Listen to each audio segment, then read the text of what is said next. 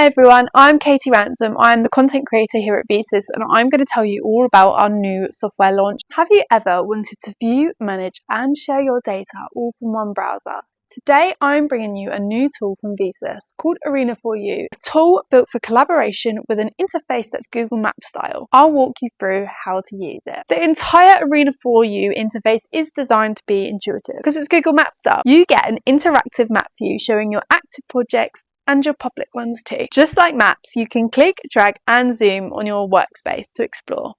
Up top, there's a search bar where you can find projects or locations. On the right, you'll see your profile and your user role. This could be admin, creator or guest. Your role isn't just cosmetic, it changes what you can and can't do in Arena4U. If you're an admin or creator, you can right-click anywhere on the map to add a new project. This makes setting up a workspace super fast. Think of your project as a central hub. You can upload data, invite people here and manage your data all from one place. A quick user interface hack, light and dark mode. A small feature but great if you're editing or sharing at night. This map-based user interface isn't just cool, it's functional. Instead of a boring list view or confusing menus, you see projects spatially, where they are and what they contain, speeding up how you find things. Let's say a survey team upload a big data set.